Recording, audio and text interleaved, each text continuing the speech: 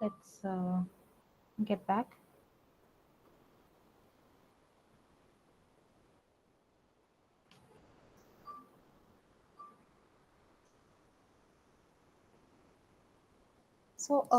कल हम कुछ थियरीज के बारे में बात कर रहे थे। हम थियरीज के बारे में बात कर रहे थे कि कोई क्यों क्लोथिंग किसी भी कल्चर में या किसी भी कम्युनिटी में क्यों एक्सेप्ट होता है।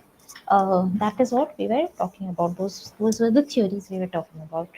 Today we are essentially talking about fashion की theories, just not clothing but overall कोई भी चीज़ फैशनेबल क्यों है, ट्रेंडी क्यों है, उसके थियरीज के बारे में। तो हम 3 चीज़ों के बारे में यहाँ पे बात करेंगे। फर्स्ट हम बात करेंगे फैशन साइकिल को लेके। सेकंड हम बात करेंगे कि फैशन अडॉप्ट कैसे होता है। कोई भी फैशन, कोई भी ट्रेंड को हम फैशनेबल कब बोल सकते हैं और क्यों बोल सकते हैं, या किस हिसाब से वो अडॉप्शन में जाता है। और फाइनली हम बात करेंगे फैशन लीडर्स और फॉलोअर्स के बारे में। फैशन साइकिल क्या है? फैशन साइकिल बेसिकली एक ग्राफ है। ग्राफ दिखाती हूँ अभी। पर बेसिकली एक ग्राफ है जहाँ पे हम टाइम और कैसे कितना कितना वॉल्यूम में सेल्स हुआ है उसको हम देते हैं। उसके कुछ कुछ फेजेस हैं। पहले एक ग्राफ देखते हैं। अगर ये ग्राफ देखेंगे तो इसका एक्स एक्सिस जो है इस पे टाइम है। Now this time can be in terms of months, years, depending upon कितना लंबा है ये, ठीक है।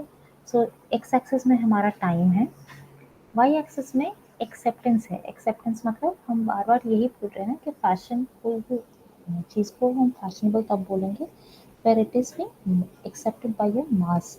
सो हम बेसिकली ये समझने की कोशिश कर रहे हैं यहाँ पे, कोई भी चीज़ कितने लोग एक्सेप्ट कर रहे हैं। और इसको समझने का सबसे अच्छा वे क्या है कि कितना सेल हुआ है इस प्रोडक्ट का, how much sales in volumes, in terms of monetary volumes has happened. तो जो इसके क्या-क्या फ़ेजेज़ हैं, एक बार मैं फिर से पीछे जा रही हूँ। अगर आप देखेंगे यहाँ पे 5 फ़ेजेज़ हैं। 5 फ़ेजेज़ का पहला फ़ेज़ क्या है? पहला फ़ेज़ है इंट्रोडक्शन। इंट्रोडक्शन मतलब गारमेंट और वो डिज़ाइन या तो वो प्रोडक्ट मार्केट में बस इंट्रोड्यूस हुआ, ठीक है? ये फैशन शो के थ्रू इंट्रोड्यूस हुआ या तो किसी मूवी के थ्रू इंट्रोड्यूस हुआ। लोग अभी इसको खरीद नहीं पा रहे बट ये बस इंट्रोड्यूस हुआ है और लोग इसको देख रहे हैं कि ये नया एक चीज़ है जो कि अच्छा, इसको ऐसे भी पहना जा सकता है या इसको ऐसे भी यूज़ किया जा सकता है। ये कोई फैशन शो हो सकता है, कोई शोकेसिंग हो सकता है, कोई इवेंट हो सकता है जैसे मेट गाला हो गया या ऑस्कर्स हो गए, या कोई मूवी हो सकता है, कोई मूवी कोई सीरीज़ हो सकता है, ड्रामा सीरीज़ हो सकता है। अ, एक बार वो इंट्रोड्यूस हो गया फिर उसके बाद धीरे-धीरे लोग उसको, जैसे मैंने कहा था, consumer plays a very important role in your this entire you know thing. Consumer का डिमांड बढ़ रहा है, तो डिमांड बढ़ रहा है तो धीरे-धीरे मार्केट्स में आएँगे, ब्रांड्स के पास आएँगे तो सेल्स बढ़ेगा। There will be a rise in scale. तो ऐसे अगर आप देखोगे इंक्रीजिंग सेल्स हो रहा है तो ये एक राइज़ फेज़ में जा रहा है। हुआ पॉइंट कि इसमें बहुत सारे लोगों के पास ये हो गया और ये एकदम मैच्योरिटी में पहुँच गया। इस मैच्योरिटी लेवल को हम बोलते हैं पीक। तो पीक स्टेज में तो इससे ज़्यादा सेल्स हो ही नहीं सकता उस प्रोडक्ट का। एक बार बहुत लोगों के पास हो गया तो धीरे-धीरे उसका डिमांड कम होता रहेगा क्योंकि अब तो लोगों के पास है। कुछ लोग जिन्होंने इनिशियली नहीं लिया था वो फिर भी खरीदेंगे, तो बट धीरे-धीरे कम होता रहेगा। कम इसलिए भी होगा क्योंकि अब अगर लोग खरीद भी रहे हैं, क्योंकि डिमांड कम हो गया है तो प्राइस भी उसका, प्रोडक्ट का प्राइस भी कम हो रहा है। प्रोडक्ट का प्राइस कम हो रहा है तो आपका जो सेल्स वॉल्यूम, फाइनेंशियल अमाउंट जो है वो भी कम हो जा रहा है, ठीक है? तो ये डिक्लाइन स्टेज में आएगा टू अ पॉइंट कि एकदम वो ज़ीरो में पहुँच जाएगा और इसको हम बोलते हैं ऑब्सोलेंस, कि ये आउट ऑफ फैशन हो गया। इसके बाद और ये इसको हम फैशनेबल नहीं बोल सकते। ये पूरे ग्राफ को अगर आप देखेंगे, एक बेल शेप्ड ग्राफ है ये। इसके कुछ पार्ट्स है। The first part is called the introductory phase. हमारे राइज से डिक्लाइन तक इस पूरे पार्ट को हम बोलते हैं एक्सेप्टेंस फेज। एक्सेप्टेंस क्योंकि लोग इसको इस पॉइंट पे, ये स्टेज में एक्सेप्ट कर रहे हैं इस फैशन आइटम को। And finally is the rejection phase. The last part of it is called the rejection phase. सो यही है जो मैं अभी बता रही थी। पहला हमारा स्टाइल का इंट्रोडक्शन हो रहा है, मार्केट में इंट्रोड्यूस हो रहे हैं films, by movies, by designers, by somebody, increase in popularity to a point where it is in the peak of popularity. बहुत, मतलब इतने लोगों के पास हो गए कि फाइनली नॉक ऑफ्स बनने स्टार्ट हो गए हैं। डिक्लाइन इन पॉपुलैरिटी, क्यों? क्योंकि ये इतना नॉर्मलाइज्ड हो गया है, इतने लोगों के पास है कि लोगों को और नहीं चाहिए। They are bored of it and hence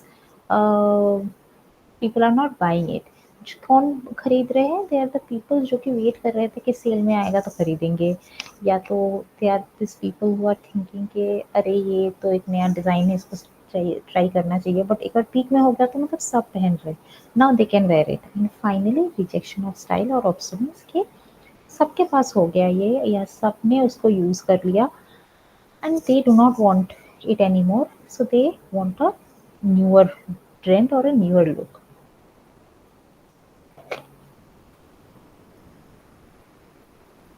ना ये लेंथ कितना होना चाहिए इस साइकिल का? लेंथ, जैसे मैंने कहा, एक सक्सेस में हमारा टाइम है ना। ये टाइम मंथ्स हो सकता है, वीक्स हो सकता है, ईयर हो सकता है। बेसिकली कोई टाइमलाइन नहीं है, ये timeline trend to trend vary करता है। कोई ऐसे प्रोडक्ट्स हो सकते हैं जिसका लेंथ बहुत लंबा है, कुछ ऐसे प्रोडक्ट्स होंगे जिनका लेंथ बहुत छोटा है। तो बेसिकली हम अगर देखें इसको, depending on how the product is, कुछ-कुछ प्रोडक्ट्स होंगे जो कि मल्टीपल सीज़न चलते रहेंगे, मल्टीपल कलेक्शंस आते जाते रहेंगे, बट वो रहेगा। बट कुछ आएगा, जल्दी से फेड हो जाएगा। तो अगर हम इसको क्लासिक एंड फैड के साथ कंपेयर करें, अभी हमने क्लासिक और फैड पढ़ा। क्लासिक क्या है? जो कि stage in fashion for a very long time. So basically अगर इस रेड लाइन को अगर आप देखेंगे, ये रेड लाइन बेसिकली एक बेसिक फैशन साइकिल है। एक क्लासिक का डिमांड कम हो सकता है बट कभी भी ज़ीरो नहीं होगा।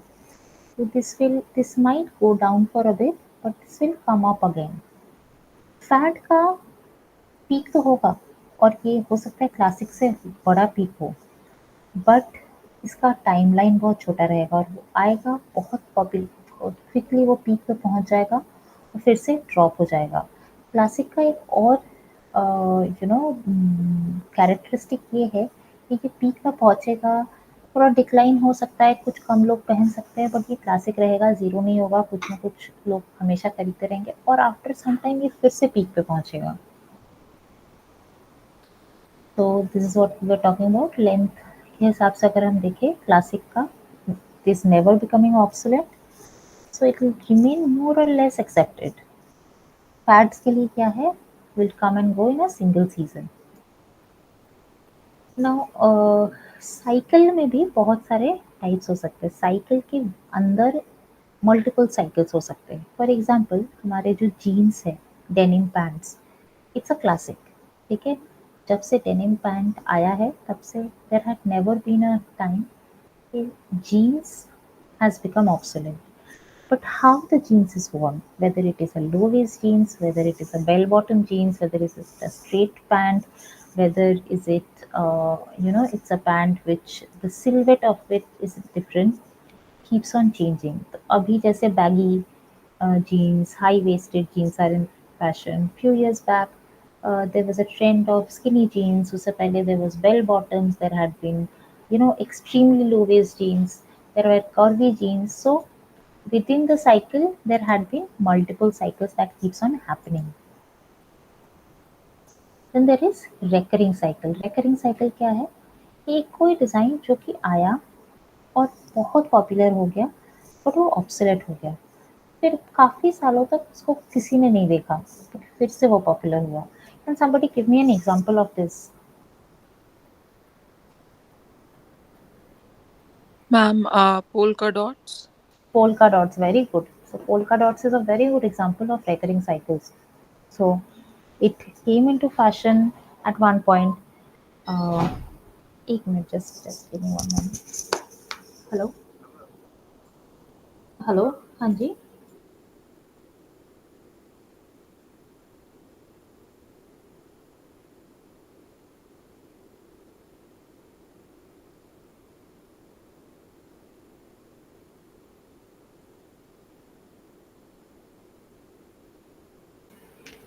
Hello. I hope I can hear me. Yes, so polka dots is something which came into fashion about in 1970s, went out of fashion, again came back to fashion. Another very common example is bell-bottom jeans, platform heels, formed hair. These are all examples of fashion which was, popular at one point of time, became latent, and then again came back to fashion. So yes, you can see this polka dot is one of them. These are peplum, dresses. So west से ये वाला part होता है, इसको हम peplum बोलते हैं. There is also this hot pants. All these things have become. Then we have interrupted cycles. Interrupted cycles क्या है? These are designs or trends जो कि इंट्रोड्यूस हुआ, पीक पे पहुंचा कि नहीं पहुंचा, बट वो साइकिल प्रॉपर्ली कंप्लीट नहीं हो पाया. क्यों नहीं हो पाया? कुछ ना कुछ आ गया बीच में. There can be a social appeal, कुछ economic, with war related depression. अभी recently there had been a number of trends which were halted because COVID stuck. तो कोविड आ गया था, तो बहुत सारे ट्रेंड्स जो कि स्टार्ट हो रहे थे और बहुत पॉपुलर हो रहे थे, कंप्लीट नहीं कर पाए साइकिल को. सो अगर हम फैशन साइकिल को देखें डिफरेंट प्रोडक्ट्स के हिसाब से और सेल्स के हिसाब से, तो फैट बहुत जल्दी चढ़ता है पर बहुत क्विकली नीचे हो जाता है, और फैशन साइकिल एक रेगुलर मैच्योरिटी पहुंच के नीचे होता है. एंड फाइनली है बेसिक प्रोडक्ट क्या है? Basic products are not classics. Basic products are products which you however need. So for example, your undergarments, your socks, your things which you however need, your handkerchiefs, these are basic products. अगर हम consumer को identify करने की बात कर रहे हैं, तो हम फैशन लीडर्स एंड फॉलोअर्स के बारे में बात कर रहे थे ना स्टार्टिंग में. सो अगर हम कंज्यूमर को आइडेंटिफाई करने की कोशिश करें throughout the life of a fashion cycle, तो who are this adopt people who are adopting fashion at what stage? At the very beginning of it is the fashion innovators. So fashion innovators कौन है? ये designers हो सकते हैं, कोई specific people who are you know they keep on experimenting with fashion. These are the fashion innovators. So introduction stage में बस उन्हीं के पास access होगा और किसी के पास access भी नहीं है.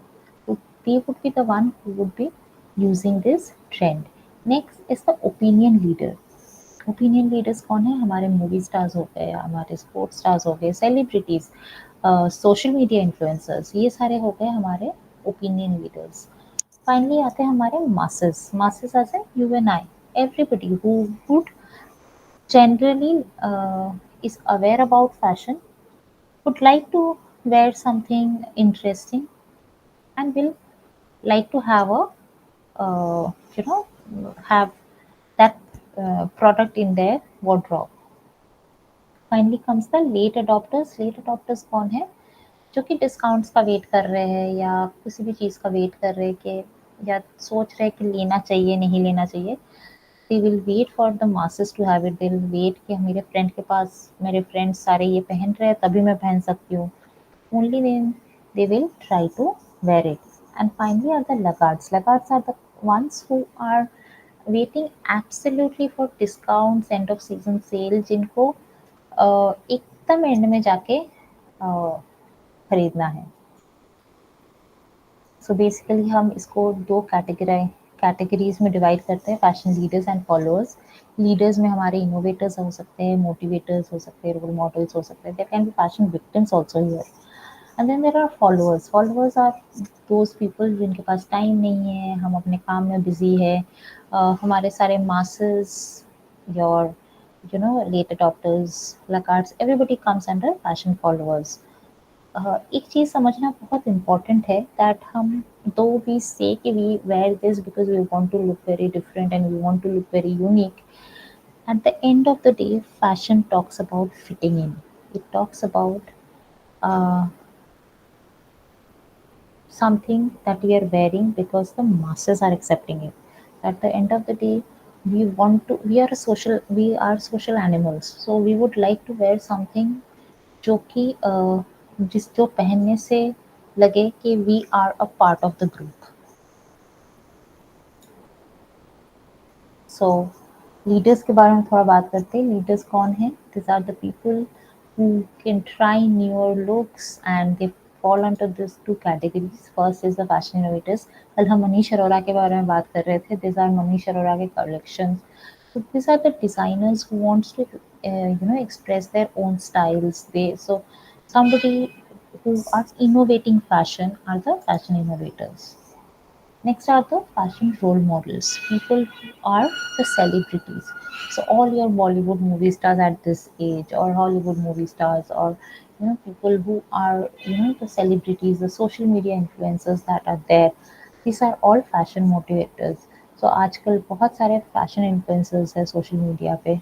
So all of them are basically motivators or role models. Next आता है हमारा फैशन फॉलोअर्स. फैशन फॉलोअर्स क्या है? फैशन फॉलोअर्स वो है जो कि बहुत लेट में फैशन को अडॉप्ट करते हैं, and they adopt it because firstly they do not have time to think about कि कल मुझे क्या पहनना है. So whatever is accessible for them they will wear that. It can also be a constant of resources. तो पैसे नहीं है, ठीक है, जॉब्स में, फैमिलीज में बिजी है. They also think, as I'm saying, कि fashion is also about fitting in. They are waiting कि वो न्यू स्टाइल पहले एक्सपोज हो जाए, लोग एक्सेप्ट कर ले, फिर मैं पहन सकती हूँ. ठीक है, सो अपने टेस्ट पे उनको बहुत ज़्यादा भरोसा नहीं है. Hence they are waiting everybody else to accept those trends. So these are common examples of trends which has become popular after a time period. Fashion victims वो है जो कि people who are slaves to trends and designer brands. They are not thinking whether a design suits them or not, or whether it is harmful to them. To a point, they can harm their own self for the sake of fashion. Late adopters laggards, अभी हम इनके बारे में बात किए. Somebody who would stick to their own style for the longest time possible, and because they have already found it comfortable. So they will only take it when it is in sale, or when everybody in their friends and family have adapted it. So this is the last part of the session today. Let's take just a small break, 5 minutes, and we'll start again.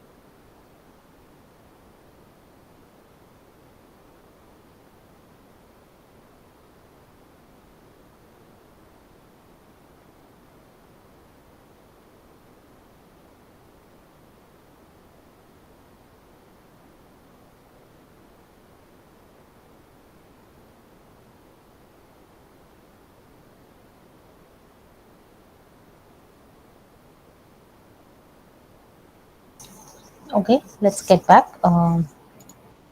सो हम जब fashion adoption के theories के बारे में बात करते हैं, there are three basic theories.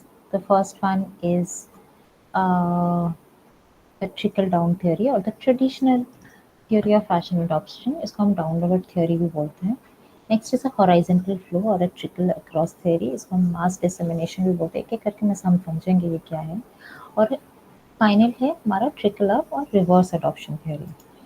So traditional adoption theory हमारे क्या है, जिसको हम ट्रिकल डाउन बोलते हैं। इसका मतलब बेसिकली ये है जो हम फैशन साइकिल के बारे में बात कर रहे थे कि कोई एक डिज़ाइनर है जो फैशन को इंट्रोड्यूस किया, कोई एक ट्रेंड को इंट्रोड्यूस किया, और धीरे-धीरे लोग उसको, सेलिब्रिटीज़ पहले उसको एंडोर्स किए, और फिर धीरे-धीरे लोग, रेगुलर लोग उसको अडॉप्ट करने लगे, उसको नॉकऑफ्स बने।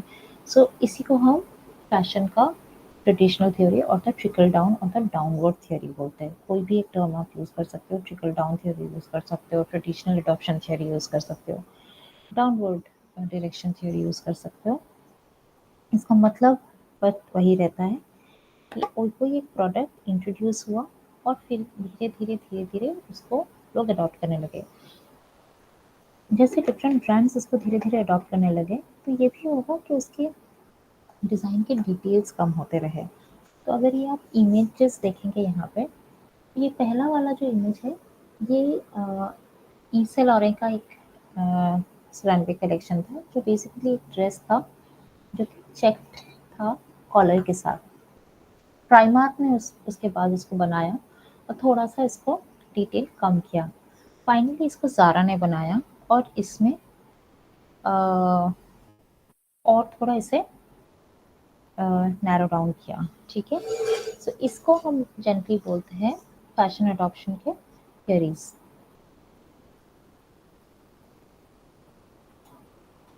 नेक्स्ट आता है हमारा ट्रिकल अक्रॉस और the mass disseminated theory. Mass disseminated theory का क्या मतलब है? मास डिसेमिनेटेड थियरी का मतलब ये है कि आपका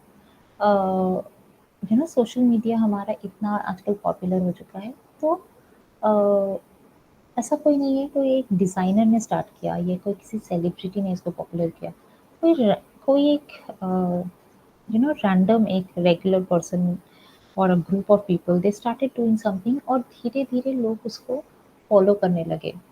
हम ऑफ़न देखते हैं वीडियोज़ वायरल हो जाता है और लोग उसको फ़ॉलो करते हैं। एक म्यूज़िक वायरल हो जाता है और उसको उसपे एक सेम ऑडियो पे मल्टीपल लोग रील्स बनाने लगते हैं।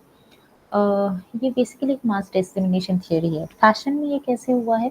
आप लोगों ने हिप्पीज़ का नाम सुना होगा या पंक सब कल्चर का नाम सुना होगा।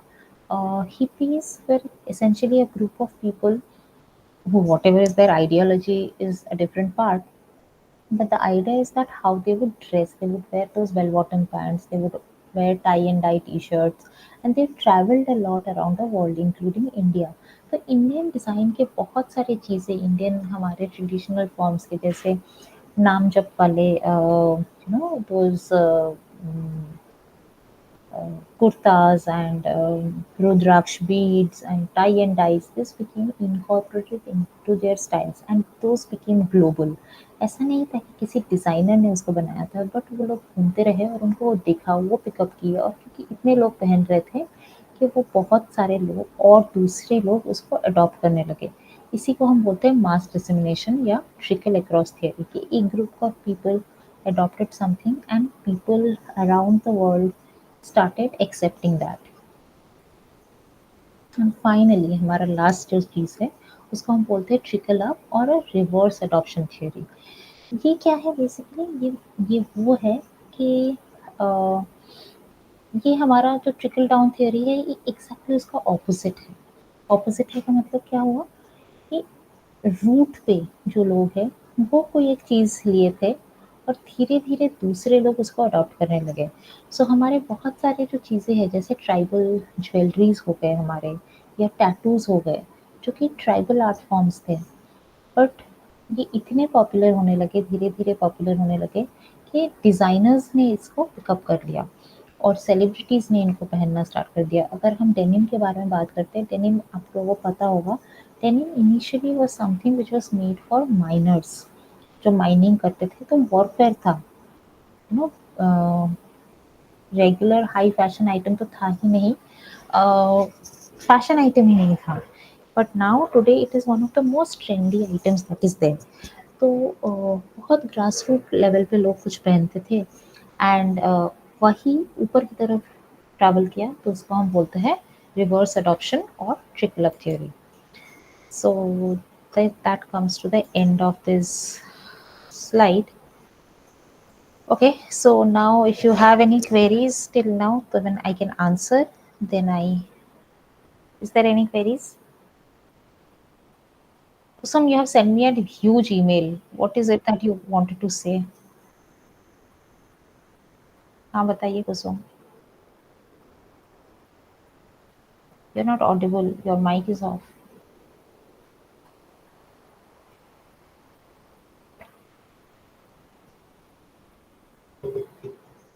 Good afternoon ma'am. Good afternoon. Ma'am last term and में मैंने ये जो 7-1 कोर्स है इसको फिल किया था, तो उस Okay. समय प्रैक्टिकल और थ्योरी के लिए दोनों अलग अलग शो हो रहे थे एग्जामिनेशन फॉर्म के टाइम में। तो मेरे पास टाइम कम था, मैंने केवल रिटर्न के लिए अप्लाई किया था और रिटर्न मेरा क्लियर भी हो गया है। तो लेकिन वो प्रैक्टिकल बचा हुआ था। इस बार जब मैंने फॉर्म फिल किया जो रिमेनिंग सब्जेक्ट्स थे उसके लिए, तो इस बार प्रैक्टिकल है ही नहीं, उसमें ऑप्शन ही नहीं था प्रैक्टिकल का। तो मेरा 071 कंप्लीट हो चुका है कोर्स, लेकिन वो अभी भी इनकम्प्लीट दिखा रहा है क्योंकि उसका प्रैक्टिकल वाला कंपोनेंट कंप्लीट नहीं हुआ है। इसके रिगार्डिंग मैंने शोभा रानी मैम पहले फैकल्टी थी, उनसे बात किया तो उन्होंने भी बोला कि उनको अभी मालूम नहीं है। तो मैंने कई मेल ड्रॉप किया, एससीडी ग्रीवियांस में, अपने स्टडी सेंटर, सब जगह मेल ड्रॉप किया, कहीं से कोई रिप्लाई नहीं आ रहा है।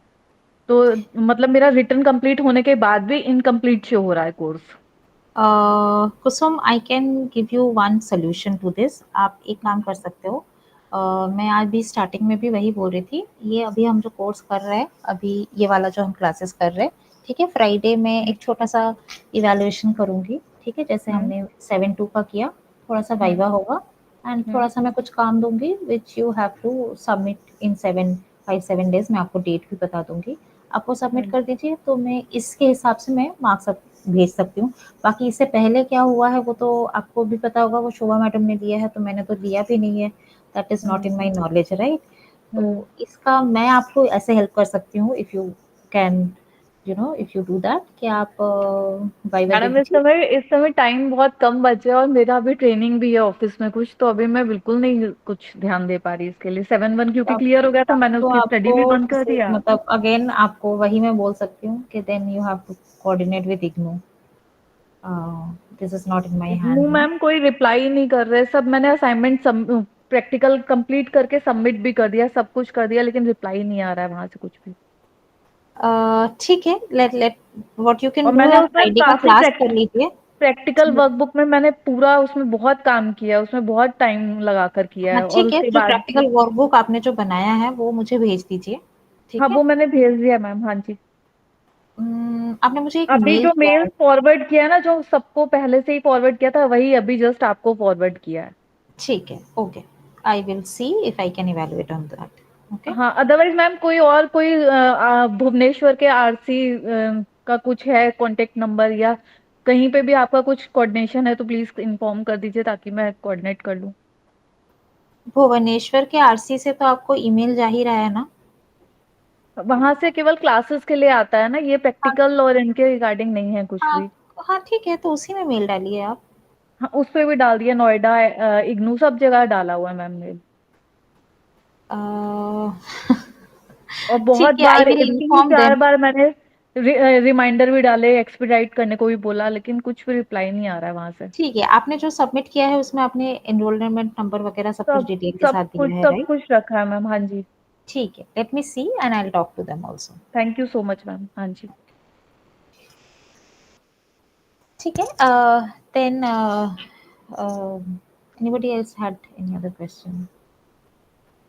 Okay, so in that case we will call it a day, but कल का क्लास हम बात कर रहे हैं, कल हम लास्ट थियोरी के बारे में बात करने वाले हैं, तो हम एलिमेंट्स एंड प्रिंसिपल्स को लेकर बात करेंगे। फ्राइडे का क्लास आपका अगेन वाइवा का होगा, तो प्लीज़ मत उसको मिस कर दीजिएगा, क्योंकि उस पे I will evaluate a part of it, and मैं आपको असाइनमेंट में बताऊंगी फ्राइडे के क्लास के बाद जो आप सबमिट करेंगे। Okay, thank you. Thank you ma'am. Thank you, ma'am. Thank you, ma'am. Thank you, ma'am.